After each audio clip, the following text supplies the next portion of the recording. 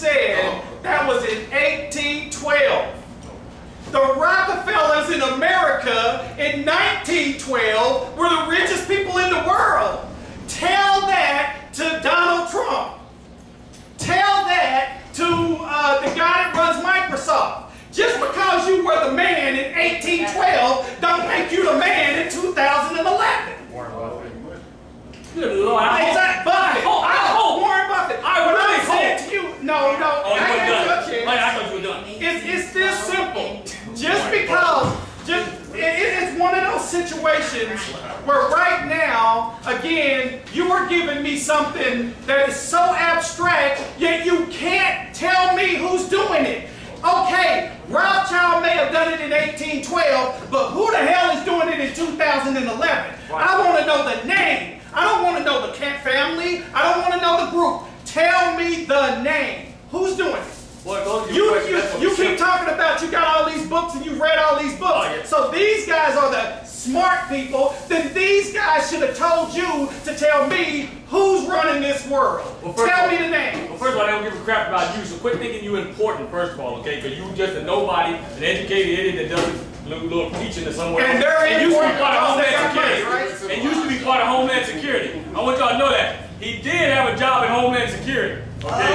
That's why politics is as such. Now, Will, it's not personal. Answer the question. Just answer the question. I'm trying to answer the question, but it's the same question that we just asked a minute ago, and I answered it already.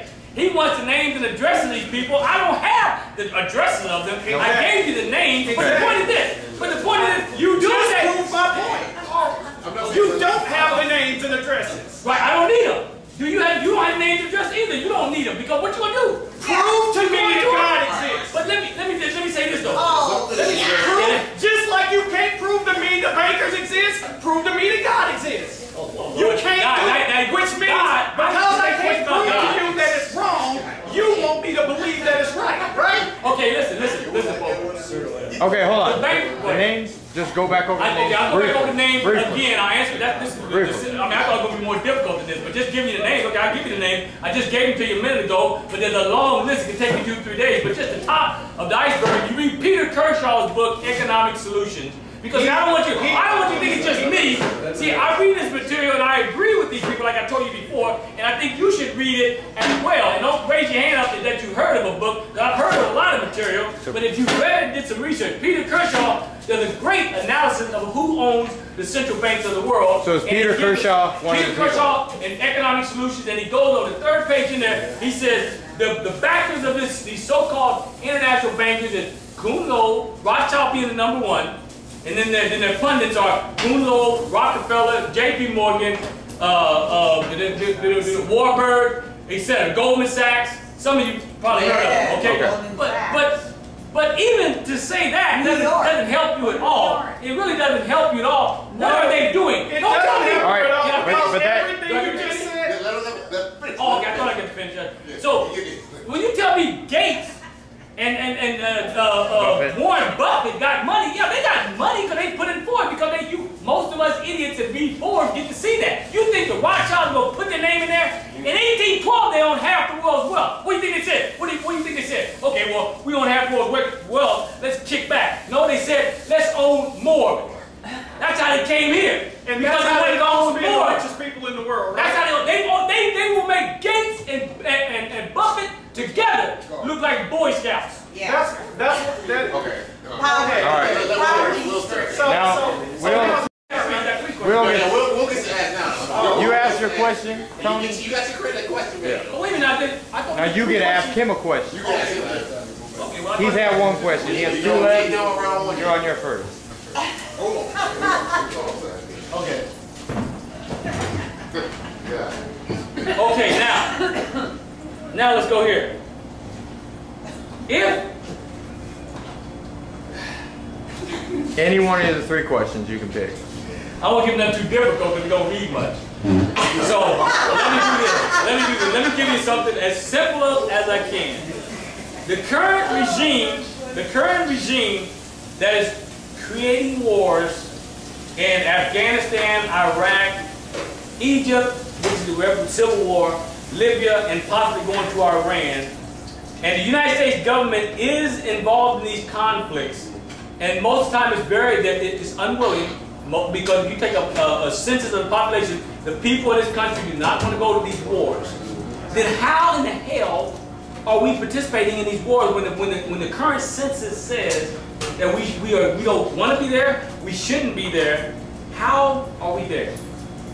So the question is, how are we at war? Why are we at war? The wars, the brutal wars that we're involved in right now, how are we there when the general consensus of the mass of the American people are against these wars that are going on out there? Right. How are we there participating in these wars? Okay, now for the educated idiot who don't read books, I want you to know that The Creature from Jekyll Island is not the only book that discusses the Rothschild formula. Right. I brought the other ones if you want to see them. I brought the other ones. Now let me finish. The Rothschild formula is very simple. The Rothschild formula says that it does not matter whose side wins or loses. What matters is that you supply the goods to both sides and you win either way. That is the Rothschild formula, and I had to get that out of a book that I hadn't read. Now, back to what I was saying. Because I understand the wars, answer my question. Answer my question, the wars. Let him finish. In the Rothschild formula, the Rothschild formula states, it doesn't matter who the enemy is, because enemies is not the thing, money is the thing. So you support both sides, no matter what the war is, and you come out on top. So, you want to know who that is in America? That is what we call in America the military-industrial complex. That is what those people are. And they run their complex off of the Rothschild formula. We don't care who the enemy is. All we care about is the military needing to build more bombs, build more planes, build more tanks on both sides so that we can keep making money off of whoever needs to build those bombs and build those tanks. I understand that. That is called business. That is the world of business.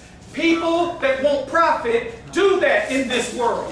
But what I'm asking you is, just because you have people that manipulate both sides to get their personal gain does not mean the manipulation of both sides means that they manipulate the system altogether. You show me the people that you are saying manipulates us all at once. Answer my question. Give me a question. Yeah, what is it? Is that the answer? Okay, no. I got my own question. So, wait a minute. hold on. Are you done answering? Are you done answering? His question was, who is it? And I said, through the Rothschild formula, we understand it in America. The person he is talking about is the military-industrial complex. That is the answer to his question. So, is it not? I'm not saying that that's the formula that you offer Rothschild. Exactly. The military-industrial complex uses the Rothschild formula. Who runs that? But he's saying who runs the complex?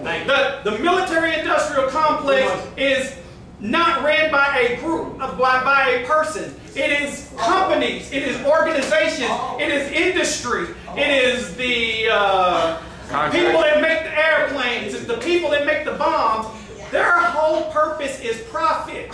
They don't care who wins the war. They don't care if it's in Afghanistan, Iran. They don't care if it's in Georgia. For them, all they care about